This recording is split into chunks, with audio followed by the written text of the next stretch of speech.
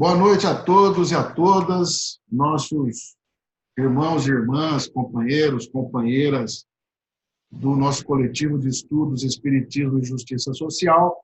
Estamos mais uma vez aqui para estudar, continuar estudando o livro O Espírito e o Tempo, né? Um livro que nós estamos estudando, o livro de Herculano Pires. E hoje, para dar prosseguimento, nós estamos com a Ângela Moraes. É Ângela de Moraes ou só Moraes? É Ângela Teixeira de Moraes. Teixeira de Moraes. Ela é professora universitária, né? De Goiás, do estado de Goiás, de Goiânia, né? Isso, exatamente, da capital.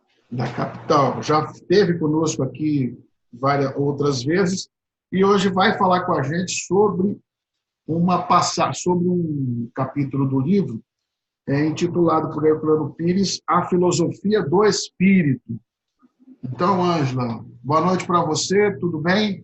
Pode começar. Boa noite, tudo bem? Um prazer estar aqui, né, todos juntos aí no canal. E eu acho que é uma discussão muito importante, né, porque Herculano Pires vai tentar alinhavar, né, um aspecto aí filosófico da doutrina espírita a partir dos seus próprios conhecimentos filosóficos, porque ele é formado, né, formado em filosofia, continua sendo, né, não morreu, então continua sendo formado em filosofia, e aí ele vai, assim, tentar embasar, né, alguns pontos aí que Kardec traz dentro da doutrina espírita, a partir desse olhar filosófico que ele tem. Muito bem. Ângela, esse capítulo, eu vou comentar com você no momento certo aqui, mas é, para mim, o capítulo mais difícil do livro. Aliás, porque ele aborda um tema que, para mim, é muito duro, né? Eu já tive grandes embates assim, de estudos, né, sobre esse tema, em todos os estudos que a gente faz na Casa Espírita e tal, e eu vou falar na hora certa, mas talvez aí acho que é na segunda parte, que é a hora que ele fala do livre-arbítrio e determinismo. Essa aí, para mim, é muito difícil. Mas vamos começar, então. Né? Ele começa falando o espiritismo e a tradição filosófica. Né? Isso. Vamos lá, o que você achou de importante nessa primeira parte aí para nos passar? Né? Bom, o Herculano Pires, ele vai fazer assim, meio que uma historiazinha da filosofia pré-socrática, né? Inicia com os pré-socráticos, que é uma filosofia que a gente chama de naturalista ou cosmológica. Então, antes de Sócrates, houve uma tentativa aí esparsa, né? Ainda não era um conhecimento assim totalmente sistematizado, que a gente pudesse chamar de filosofia, mas há uma tentativa aí dos gregos de tentar descolar da mitologia, que a mitologia era aquilo que explicava tudo que não se tinha uma explicação, né? Então se atribuía aos deuses qualquer tipo de fenômeno físico, fenômeno natural. Então esses primeiros filósofos pré-socráticos, eles vão tentar buscar explicações, né? Mas explicações que não fossem mitológicas. E aí depois a gente vê que o Herculano Pires, ele tenta mostrar que já nesse início há uma tentativa de algumas explicações do ponto de vista espiritual, de uma metafísica, né? O nascimento aí de uma filosofia metafísica que abrisse, vamos dizer assim, um espaço de discussão, uma possibilidade de você explicar fenômenos, vamos dizer assim, utilizando forças que não fossem atribuídas aos deuses, mas talvez forças abstratas, por isso são metafísicas, e aí então há toda já uma gênese se preparando para que as ideias filosóficas, espiritualistas viessem depois com o seu tempo. E o espiritismo depois, uma decorrência bem mais tardia, né, de todo esse esforço filosófico de compreensão dos fenômenos, não apenas a partir das questões físicas palpáveis e concretas, mas também a partir de uma interpretação razoável da existência de uma dimensão espiritual. Pois é. Ele entra um pouco nessa questão, Ângela, de se chamar o espiritismo de espiritismo. Né? Ele começa a falar de espiritualismo, espiritismo, né? E esse é um debate muito presente entre nós até hoje, né? E há algumas posições diferentes, porque tem, na maioria das casas espíritas, se nós falarmos que nós somos kardecistas, dá briga, né? A briga, pelo menos aqui na minha região. Porque o pessoal fala, não, kardecismo não existe, o que existe é espiritismo, né? E aí tem todo esse debate, se nós somos espíritas ou se nós somos kardecistas, o que nós somos. E parece que ele traz um pouco esse debate aí, né? Assim, o Herculano, ele vai tentar fazer ele vai dizer, né, o espiritismo é um tipo de espiritualismo. O que ele está querendo falar de espiritualismo aí? Vamos dizer assim, uma abordagem explicativa das coisas, pressupondo a existência de uma dimensão espiritual, o que é diferente do materialismo, né? E aí materialismo compreendendo filosófico, não é aquele materialismo, às vezes, que a gente capta do sentido popular como sendo apego às coisas materiais. Não é esse materialismo que o Herculano está falando, né? Ele está falando de um materialismo científico e filosófico que tenta buscar a explicação para os fenômenos a partir da própria matéria, a partir, né, das realidades um pouco mais concretas. Que, aliás, tem muita contribuição para dar, né, dentro da ciência. Mas o espiritismo, ele, ao admitir essa dimensão espiritual, ele está dentro desse espiritualismo em termos mais gerais. Mas ele não é sinônimo, porque espiritualismo existem várias correntes, né, várias seitas, várias filosofias, inclusive, que admitem a dimensão espiritual, mas não dão a mesma explicação ou não alinhavam os conceitos da mesma forma que o espiritismo alinhava. Porque o espiritismo ele tem uma lógica interna própria. Então, ele admite várias coisas que outras religiões admitem, mas ele vai dar uma relação aí entre os seus conceitos, os seus axiomas, de forma, a partir de uma lógica própria. Então, é preciso que se compreenda, se leia Kardec, para entender que tipo de espiritualismo é esse que o espiritismo propõe, né, e que o espiritismo defende. Agora, a gente dizer, né, que nós somos ou não, se somos espíritas ou somos kardecistas, a questão é que as pessoas se apropriam, né, da ideia espírita, e às vezes essa ideia espírita ela dialoga com outras, que ele tem, né, assim, experiência, que ele já passou às vezes, ou tem informação que advinda aí até de outros âmbitos religiosos, e às vezes, para estabelecer uma diferença talvez muito rigorosa, uma identidade muito rigorosa, as pessoas sentem necessidade de afirmar que são kardecistas, né? Porque talvez o espiritismo, principalmente na contemporaneidade, ele já assume várias facetas aí, umas mais próximas e outras um pouco mais distantes da ideia original de Kardec. Você sabe que eu, depois de ouvir o Sérgio Aleixo e depois de ouvir outros, inclusive alguns companheiros nossos aqui, no Sejus, o companheiro Elias, né, que é o conterrâneo, né, de Goiânia, eu passei a ficar mais tranquilo com o termo kardecista, né?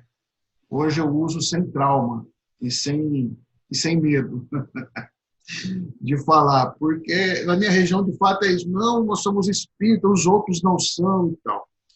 Mas como até o próprio Elias gosta de dizer, mas quem somos nós para dizer que outro para apropriar da palavra e tal? Aí veio o Sérgio Aleixo, ele diz o seguinte, que Kardec não usou o termo espírita ou espiritismo para designar a nossa doutrina, a doutrina que ele codificou, né? Mesmo porque lembra o Sérgio Aleixo que ele fala numa das suas obras o espiritismo dos druidas. Ora, se ele está se falando do espiritismo dos druidas, que, né, que foram monges religiosos ali da antiga das Gálias, da região Das Galhas. Uhum. E há séculos antes do próprio Kardec. Ora, se ele fala o espiritismo dos druidas, é porque ele aceita que existia o espiritismo lá. Ele chama de espiritismo os fenômenos espirituais e a crença das pessoas nos espíritos, na intervenção, da comunicabilidade, etc. Né? Então, a partir desse conceito, fica assim, quem somos nós para dizer que os outros não são espíritas? Então, vou dizer o seguinte, todo mundo quis achar que é espírita, que acredita na comunicabilidade, quer dizer que é espírita, tudo bem, é um direito que as pessoas têm. Então, eu fico mais tranquilo. Então, eu sou kardecista. Aí fechou. Aí você está dizendo o que é, né? A minha identificação filosófico-religiosa é com a doutrina codificada por Allan Kardec, né? Portanto, o importante é assim, ao dizer determinada coisa, eu sou isso, eu sou aquilo, assumir uma determinada identidade, explicar o porquê, né? Eu acho que a justificativa, talvez ela diz mais do que o próprio emblema, do que a própria etiqueta, né? Que a gente, às vezes, estabelece. Mas o importante é que a gente se entenda, né? Ao dizer isso, eu estou querendo afirmar o quê, né? Estou querendo reforçar o quê? Eu acho que é por aí. Tá certo. O Ângelo, e aí, então, se você me permite já passar para o outro ponto, não sei se você queria abordar mais alguma coisa, né, desse capítulo ainda, posso passar para o outro? É só assim, comentar um pouco esse duplo caráter do espiritismo no seu nascimento, que apesar de ele ser, né, uma doutrina espiritualista, mas o espiritismo também ele traz um aspecto aí positivo, até por causa de Augusto Comte, né, que estava ali inaugurando um pensamento mais científico, né, dentro lá da Europa. Então, Kardec ele se apropria também desse momento e ele vai, dentro da própria contradição existente da abordagem materialista, ele vai inferir o espiritualismo. Eu acho isso muito interessante em Kardec, porque você parte de um fenômeno concreto, que são as mesas girantes, né, e você faz a pergunta correta, as mesas pensam, né, as mesas sentem, e aí a partir dessa pergunta que é filosófica, a partir de um fenômeno que é material, ele vai fazer toda uma inferência e construir todo um pensamento posterior, mas que é de cunho espiritualista. Então, é muito interessante esse momento da doutrina espírita, é por isso que essa dualidade, né, vamos dizer assim, ciência, religião, filosofia, né, incluindo aí o terceiro aspecto, vai ser muito importante para o espiritismo. Então, o espiritismo ele não é vamos dizer, não defende um pensamento místico, é diferente às vezes de muitas outras religiões, mas ele também não é essencialmente materialista porque valoriza a ciência, mas ele tenta fazer uma conversa aí entre mundo material e mundo espiritual como duas realidades que se interpenetram, né, e que devem ser estudadas concomitantemente. Pois é. Tá bom. O Ângelo, aí o Kardec vai passar a discorrer sobre... não, ele fala um pouco antes desse aspecto que é a questão do problema do conhecimento, né? Uhum. Você destacaria alguma coisa nessa passagem aqui? O Herculano Pires também... É a continuação muito do início do primeiro, né? Não vi nada Uhum. Porque, assim, o que a ciência e a filosofia fazem? Elas tentam buscar a melhor maneira de conhecer as coisas, né? De chegar a um determinado conhecimento e de chegar a uma verdade, nem que seja uma verdade provisória. Herculano Pires aí vai tratar, que é um pouco também do Comte, eu acho que não sei se ele retira isso do próprio Augusto Comte, em que ele fala das 3 fases, né, aí da construção da história humana na busca do conhecimento, que é a fase teológica, a fase metafísica e a fase positiva. Quer dizer, na fase aí teológica nós temos a explicação de tudo é dada pelo sobrenatural, que é uma explicação que não vai muito adiante, ela é mais simplista. Aconteceu isso, desse jeito, porque é Deus que quer, porque, né, é o divino, é o sobrenatural, a gente não entende. E aí nós temos uma fase mais metafísica, em que há uma explicação que não é essencialmente materialista, mas existem forças abstratas, mas essas forças abstratas não são confundidas com esse misticismo excessivo que às vezes as religiões trazem. E aí nós temos essa terceira fase, que é a fase positiva. Então, o espiritismo, ele conversa com as 2 últimas fases, tá? Ele conversa com a metafísica e ele conversa com o positivismo. Então, o tipo de conhecimento que o espiritismo propõe e traz é uma valorização do positivo em termos de uma possibilidade de construção de conhecimento a partir de uma realidade material, e aí a mediunidade ela é vista nesse aspecto, a mediunidade ela pode ser estudada do ponto de vista material, mas ele traz assim algumas consequências desse estudo, principalmente a partir das revelações dos espíritos, que vão construir toda uma doutrina filosófica, né? E aí vai reforçar, evidentemente, a metafísica. Uhum. Tá certo. Bom, Ângela, então, aí eu acho que o grande debate que a gente cai aí, nesse tema, nesse estudo, nesse capítulo, é a questão de determinismo e livre-arbítrio, né? E eu, sinceramente, esperava que Herculanos trouxesse para mim mais luz sobre essa temática. Eu confesso que não encontrei. Eu ainda tenho esse tema como um tema que eu não consigo compreender, né? Ou pelo menos não que eu não consiga compreender. Eu consigo compreender da minha forma, mas não é a forma que eu vejo em nenhuma literatura espírita. Depois eu já coloquei nos nossos estudos de grupo um pouco, algumas vezes, mas, enfim, eu queria colocar aqui para você e para os nossos irmãos do estudo, para que a gente pudesse aprofundar mais sobre esse tema. Esse é um tema que não é uma preocupação só espírita, tá? E, assim, eu acho que dentro da filosofia nós temos vários aí, autores que vão se debruçar sobre esse tema, né? Afinal, o homem, ele é senhor de si, ele é totalmente autônomo, ele está submetido às leis sem qualquer possibilidade de reação. Eu acho que, assim, lendo o Espiritismo, a gente pode interpretar essa questão de determinismo e livre-arbítrio dentro de um gradiente, ou seja, dentro de uma escala.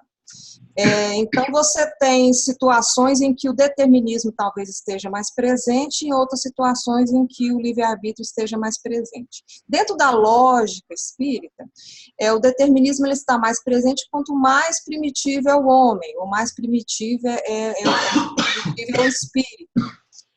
Mas ele estaria, né, mais senhor dos seus próprios atos, com mais condição de realizar coisas autonomamente, quanto mais superior fosse o espírito.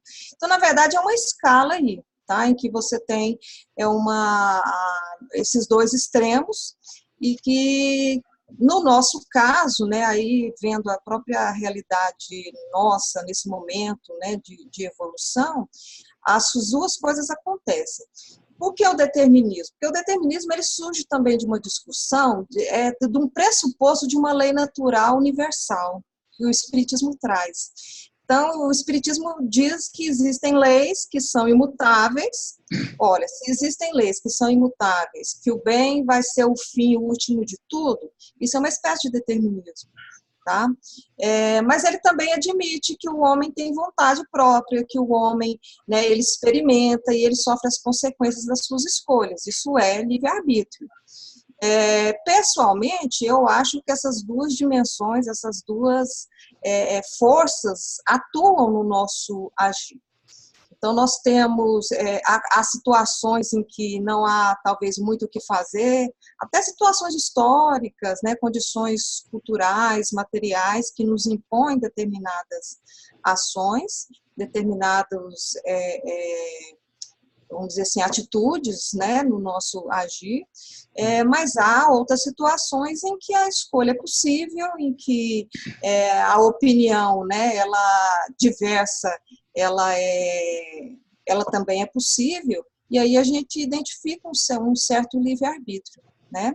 E o livre-arbítrio ele é trazido para a doutrina espírita muito em razão de Santo Agostinho, né? A teologia agostiniana ela vai ser incorporada também dentro do espiritismo, em que Agostinho fala assim, olha, o mal não existe, né? O que existe é um exercício do nosso livre-arbítrio que às vezes incorre pela ignorância em determinadas atitudes, mas que depois, né, a gente volta para o caminho certo.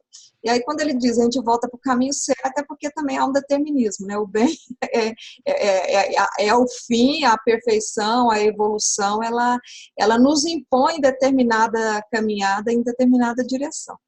Então, é um debate, né? É um debate que talvez não vai se esgotar hoje, né? Nem dentro da filosofia atual. Então, o Herculano Pires, na verdade, ele repõe o que, na verdade, está acumulado nas obras espíritas, né? E não tem... E na verdade, isso sempre me chamou muita atenção. E muita preocupação sobre isso. Você falou aí que recente, às vezes, de uma explicação mais elaborada, né? É importante, assim, quem está nos ouvindo, porque existe uma crítica acadêmica de que o espiritismo ele não é uma filosofia, tá? É importante a gente entender isso justamente porque falta uma sistematização maior, uma crítica mais aprofundada, uma teorização que tensione, vamos dizer assim, os conceitos e os princípios defendidos de forma um pouco mais profunda. É por isso que dentro da academia as pessoas não admitem o espiritismo como filosofia, porque o que Kardec fez, na verdade, e aí talvez Herculano ele repete nessa mesma atuação, essa opção de abordagem, é que o espiritismo ele capta vários pensamentos que na filosofia já eram discutidos. E, então, por exemplo, ele traz a noção de liberdade, a noção de livre-arbítrio, ele traz a noção de razão, só que ele não tensiona, não faz um tratado sobre cada um desses princípios exaustivamente, de maneira crítica, né, conversando com os autores, que é o que a filosofia faz.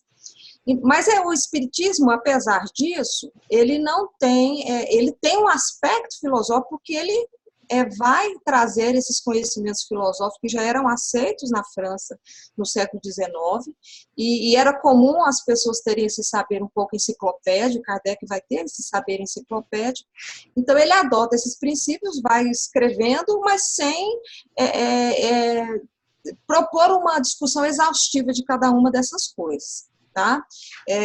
Por que ele faz isso? Porque a pretensão dele é mais didática, para que o conhecimento não fosse tão hermético, porque se você adota uma postura filosófica como ela é defendida hoje dentro da academia, ela vai ficar restrita, né, a um grupo assim, muito pequeno de pessoas. Então, ele prefere trazer esses conhecimentos já discutidos e aceitos na Europa no século XIX, as pessoas já têm noção desses conceitos, e aí ele vai dar uma lógica própria dentro do espiritismo, tá?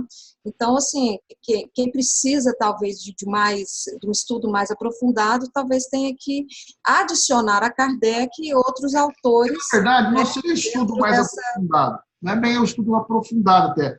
Assim, eu tenho uma visão muito, assim, eu acho que as coisas têm que ser simples, né? Então, eu estudo muito na simples. Depende do objetivo, né? Então, por exemplo, se você pega o Kant ele faz um tratado de ética, certo? Mas quem que lê Kant hoje e a disponibilidade de leitura de Kant hoje? Então, há uma restrição de público, uma restrição de linguagem. Então, assim, Kardec, eu acho que ele fez a escolha correta, porque ele queria popularizar, né, divulgar esse novo conhecimento de forma que fosse apropriado pelo maior número de pessoas. Então, deixa eu só colocar o raciocínio, que é para jogar um pouco para os nossos... para a gente debater um pouco também no grupo, pode ser interessante. Toda vez que a gente fala em livre-arbítrio, a gente coloca o conceito como oposição ao determinismo, né? Que, em última análise, para mim, pelo menos na leitura que eu faço, determinismo e destino são conceitos ligados, né? O determinismo o determinismo é que os fatos estão pré-determinados, portanto, existe um destino, né? Enfim, um destino, né? Uma predestinação, né? Então, quando você fala, quando os conceitos, por exemplo, eu tenho uma filosofia que defende o destino, né? E advém daí aquela frase de que não cai uma folha do céu da árvore se Deus não quer, né? Ao pé da letra seria isso. Então, tudo estaria determinado para acontecer. Então, tem algumas filosofias também que têm algum entendimento parecido com esse. Aí, quando fala, uma filosofia não é determinista, a filosofia tem como conceito, tem como preceito básico que o homem tem livre-arbítrio, o que eu imagino? Eu tenho livre-arbítrio. Eu não tenho destino, não tenho destinação, não tenho determinismo, porque eu tenho livre-arbítrio. Então, eu entendo assim, olha, não existe meio grávida, né? Que eu estou meio grávida. Não, está grávida ou não está. Aí eu fico imaginando, ou tem livre-arbítrio ou não tem. Não tem esse negócio de meio livre-arbítrio, tem mais ou menos. Mas se você considera que o espírito... essa questão, entendeu? Eu entendo, sim, mas se o Espiritismo fala que existe uma lei natural, olha só, o Espiritismo afirma, Kardec afirma e o Herculano reafirma. Existe uma lei natural universal. Ele usa a própria palavra lei. O que é lei? Lei é imutável, todo mundo tem que seguir, né? Então, é um aspecto em que, às vezes, você pode pensar no determinismo. É igual a evolução. No Espiritismo existe evolução. Então, sabe o que parece? Então, a evolução vamos dizer assim, é um princípio meio que determinista dentro do Espiritismo, né? Agora, você também aplicar ou generalizar isso que dá uma certa ordem no universo, né? Achar que tudo está previsto e que, ou seja, quem nasceu para ser mal vai ser mal, quem nasceu para ser bom vai ser bom, nada do que você faça vai mudar o seu destino. E isso é lógico que o Espiritismo vai refutar, né? É aquilo que eu te falei. Aí que está, né? Pois mas é um gradiente. O que me parece... Eu acho que uma coisa não exclui a outra, você está achando que exclui. Eu acho que nós temos que ver a dimensão. Quando eu falo em determinismo, estou querendo falar em quê? Exatamente o quê? Quais aspectos e em quais condições, né? Igual Marx, por exemplo. Marx ele vai colocar como as próprias condições sociais, histórico-sociais, que vão determinar o homem, né, como ele como ele vai agir. Então, nesse aspecto, ele é, de certa forma, determinista. Mas, ao dizer que ele pode resistir, ele também está dizendo que existe um livre-arbítrio. Né? Mas aí não é destino, né? Aí é um caminho que você traça em virtude do meio, em virtude das condições objetivas e tal. Sim, não, a gente pode interpretar de várias formas. Só que o Espiritismo, eu acho que ele dá abertura para as duas coisas, sabe? Porque se você fala em leis, eu não estou falando que eu concordo ou discordo disso, não. Só estou dizendo que no Espiritismo há afirmações, enunciados em que só que não é esse determinismo que as pessoas pensam, tá? Ele é esse determinismo, vamos dizer assim, essas leis universais, essas leis, a lei natural, vamos dizer assim, ela, de certa maneira, sobrepõe, às vezes, a vontade humana, tá? Então, isso a gente também tem que ter em perspectiva. Mas tudo é conhecimento. Conhecimento é eu vou morrer, eu vou desencarnar, não tem jeito. Aí não tem que ter vontade. Isso você está dentro do livre-arbítrio, né? Entendeu? Exatamente. Mas eu acho que depende do que, né, que a gente está falando. É filosófico isso, merece aprofundamento. Mas, assim, as pessoas na casa espírita tratam isso muito simplificadamente, né? Não, com certeza. Ao ponto de, às vezes, achar que confundir liberdade de agir com livre-arbítrio, né? Tem gente que fala assim, mas e a reencarnação compulsória? Aí não é livre-arbítrio. Fala, como? Tem que ter livre-arbítrio com reencarnação compulsória. Tem gente que acha que isso fere o livre-arbítrio. Ora, então você encarcerar uma pessoa, que nem fizeram com o presidente Lula, feriu o livre-arbítrio dele. E livre-arbítrio é uma coisa, é uma coisa, como é que fala? Subjetiva, né? Não é objetivo. Você pode estar preso com toda a mão amarrada, mas mesmo assim você tem o livre-arbítrio. O que você vai não ter é a liberdade de agir. Você está amarrado, preso, né? Enfim. Mas até a liberdade de pensar, os nossos pensamentos, às vezes, eles são ancorados em determinadas ideologias construídas socio-historicamente. Então, para você ver também que até isso que a gente acha, não, isso é só meu, né? Eu que estou pensando dessa forma, a filosofia da linguagem, né? A análise do discurso permite a gente observar que uma determinada maneira de pensar, ela é coletiva, né? Às vezes não é tão individualista, não depende tanto do seu querer. Mas, assim, tudo é debate filosófico, né? Você já viu, né? Às vezes a gente não chega à resposta, porque o principal é questionar. Eu só fico muito preocupado com essa questão. Por que eu fico preocupado com a questão desse tema livre-arbítrio versus determinismo? Porque leva um discurso das pessoas na casa espírita de conformismo. Né? Sim. Então, esse é um tema que me é muito caro dentro do movimento. Dentro até dos... Não, isso eu concordo plenamente com você, tá? Até porque a história mostra que a partir do momento que a gente quer mudar as coisas, a gente muda, né? Então, se tudo fosse um determinismo puro, a gente estaria no mundo primitivo até hoje, né? Mas tá bom. Eu acho que isso é bom a gente colocar isso aqui, porque ajuda a gente a pensar mais, né? Debater. Lá no grupo, provavelmente, eu não lembro se a gente chegou a debater sobre isso no grupo, né? Os textos, né? Eu tento, assim, a minha posição é mais de gradiente mesmo, tá? A gente tem uma escala, né? Eu acho que em determinadas questões, momentos evolutivos, uma coisa talvez pese mais do que a outra, mas eu acho que... Kardec vai falar de evolução do livre-arbítrio, né? Ele vai falar que os primeiros seres, o livre-arbítrio é muito incipiente. Conforme você vai evoluindo, você vai... É como se fosse assim, uma tutela, né? Aí você teria que ser mais tutelado, vamos dizer assim, né? É igual a criança, né? A criança, quanto menos ela tem conhecimento ou instrumentos, né, para agir, ela precisa de mais tutela. Ao passo que, à medida que ela vai desenvolvendo, se tornando adulta, ela vai dispersando, né, essa tutela. Continuemos em debate, né, sobre esse tema. Esgotável. Vamos debatê-lo. E aí, Ângela, nós estamos já chegando nos 30 minutos, né? Se você pudesse dar uma abreviada aí, talvez eu tenha prolongado mais o tema aí, né? Mas nós estamos batendo nos 30. Você teria mais alguma questão importante ou já podia pôr o encerramento? Não, é assim, eu acho importante qual que é a contribuição, né, assim, da doutrina espírita dentro, vamos dizer assim, desses temas filosóficos.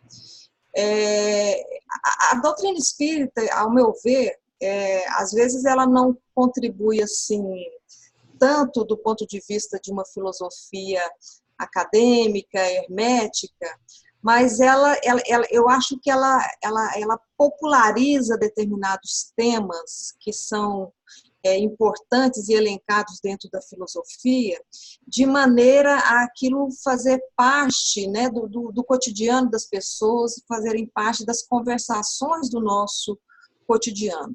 Eu acho que o Kardec ele tem um mérito muito grande nesse sentido.